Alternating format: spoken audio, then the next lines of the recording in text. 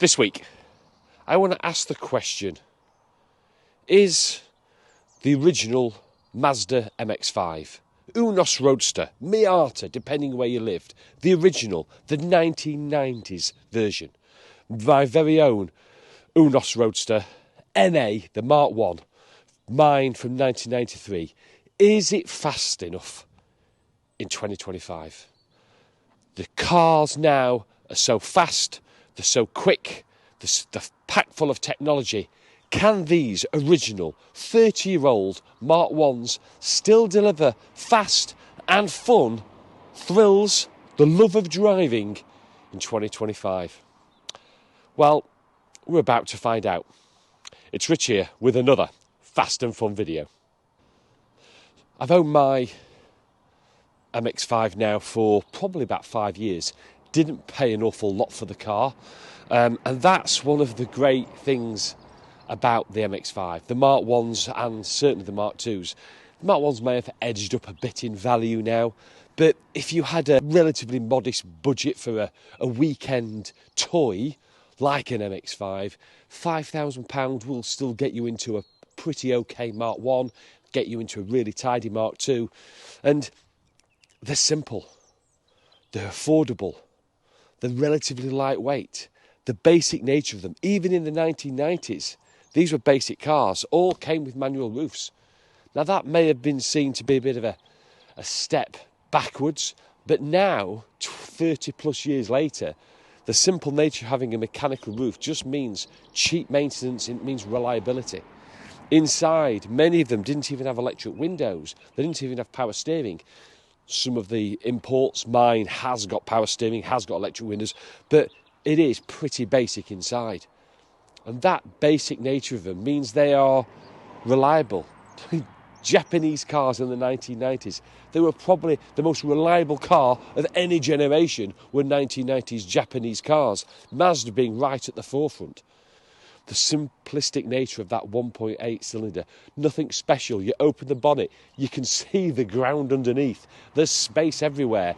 It's simple mechanics before we got too heavy in ECUs and electronics with regard to these cars.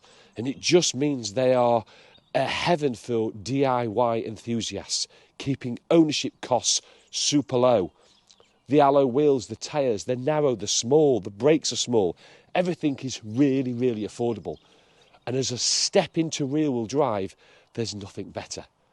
But the letdown has always been, is the power enough? Is 120 brake horsepower back in the 1990s, which equates to, well, let's say it's 110, 120, assuming it's lost a few horses in those 30-something years, is that still enough? Many will have been modified, supercharged, turbocharged, engine changes, because the chassis of these cars, the rear-wheel drive nature of them, the small lightness, they're compact. It means you can position them on the road. So they put a really compelling case together. But the best thing we can do, it's a dry, sunny-ish day today. Let's get out in the MX5. Let's take it for a drive. Let me tell you what I think in regard to the power and the fun of a Mark 1 MX5.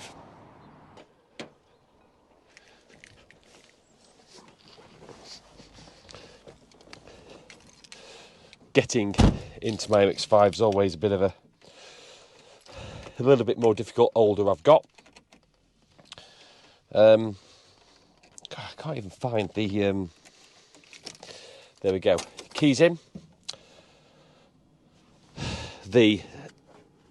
You sit low. I'm 6 foot shade over.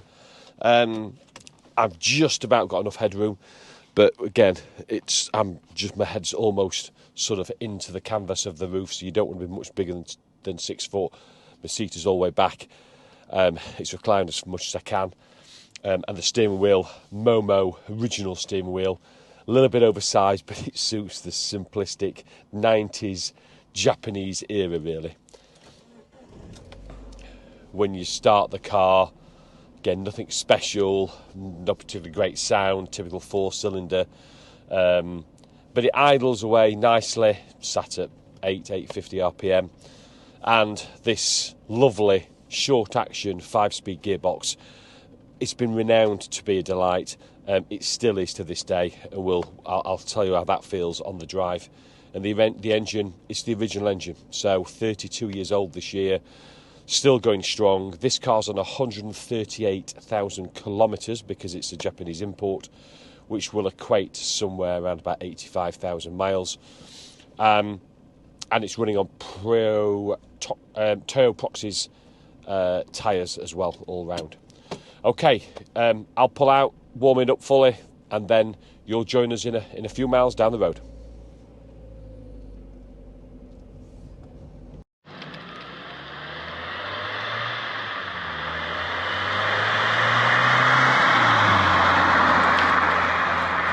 So we're just going to come out of this 40. I'm just going to drop it into third gear, just give it a part acceleration. So I'm sat at just under 30 miles an hour. It's about 2,500 revs. Now up to 30, 2,500, get to the national speed. So third gear, 3.5, 4, 4.5, into fourth gear, and you're at 55 miles an hour there. There's a car in front, so it's progressive power.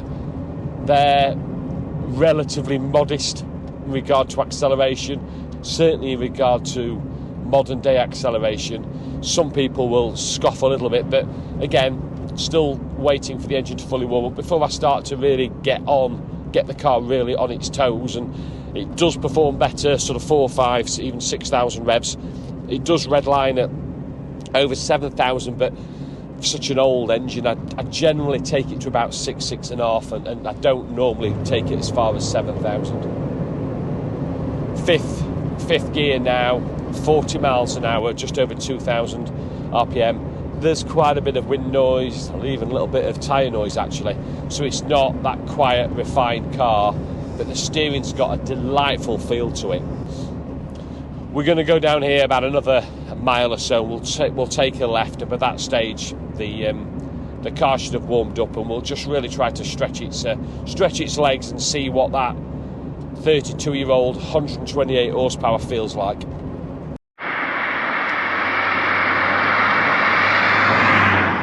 So, just going to take it down this one of my favourite B roads here. So second gear now, about 1,800 revs, and we'll see how it pulls and accelerates. So here we go, accelerate hard now, up to 3,000. It feels better then, 4, 5, and up to 6, into third, that slick gear change, into fourth gear now, and we're at 60, at just under 4,000 RPM, knocking into fifth here, going down here, a few compressions there, testing the suspension, which I must say definitely needs new suspension.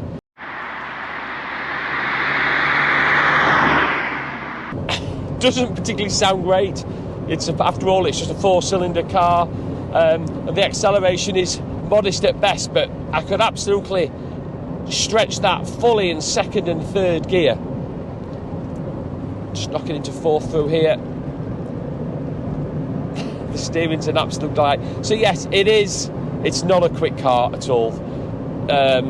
Most modern day cars would just pull away from this every single time.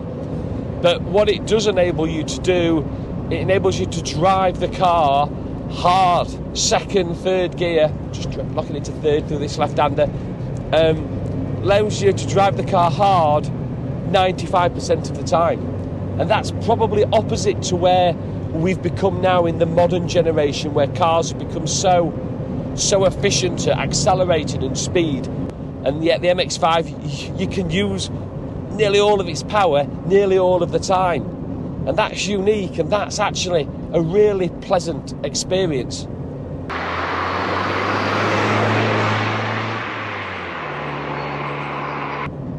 It also learns you to, when you're pushing on, going through the corners, because you get the corner wrong, you get the exit speed that little bit wrong down the next straight, you try to carry a little bit more speed. You try to, don't quite brake as much as you think. Carry the speed, use the momentum to help you down the next stretch. And with these overpopulated roads, traffic in even rural communities like I live, getting those clear roads are so difficult nowadays, but I can exploit the MX5 more of the time. That's got to be a good thing.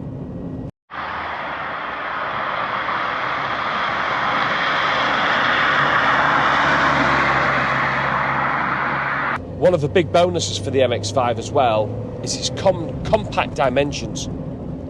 It's small. If I had somebody, a passenger seat with me now, you'd be getting quite intimate. You would be rubbing elbows with each other.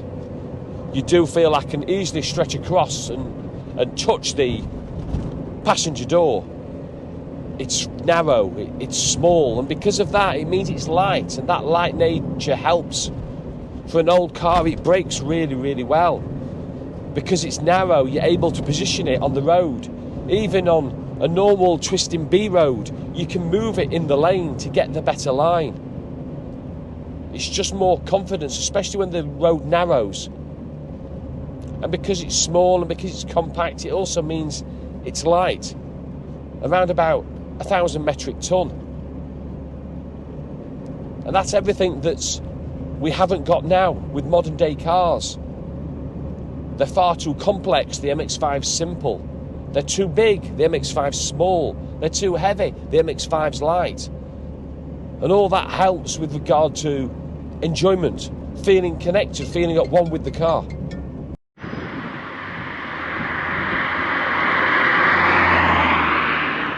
And the MX-5, even when new, it was never about speed. It was never about power. It was never about 0 to 60 times. No, it was about driving enjoyment. It was about driver pleasure. It was about having fun in a car, in a roadster. And I think over the last 10, 20 years, we may have lost that. Cars have become so much more powerful now. Cars are easier to drive fast. And with speed limits on the roads not changing, not increasing in line with cars, they can almost become more frustrating. Probably that's why track days are so successful nowadays compared to where they were back in the 90s. Because cars are so powerful, they're too powerful in most cases for the road. The MX-5 reminds us what it was like in the early 90s. This was a sports car, for sure it was. And it wasn't about speed, and it's not today. Is it fast? No, it's not fast. Not at all. But it wasn't even in the 90s. But it's about having fun, about the love of driving. And that's what the MX-5 stands for.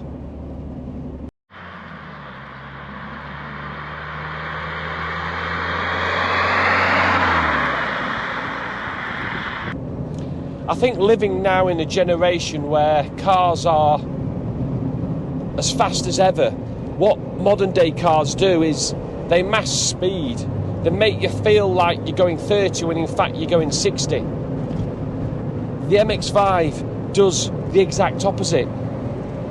You feel like you're going 60 and you're going 30. I mean, I'm pushing on this road here. We're going about 55 miles an hour. It feels like we're going much, much faster. Actually, it's a lovely experience.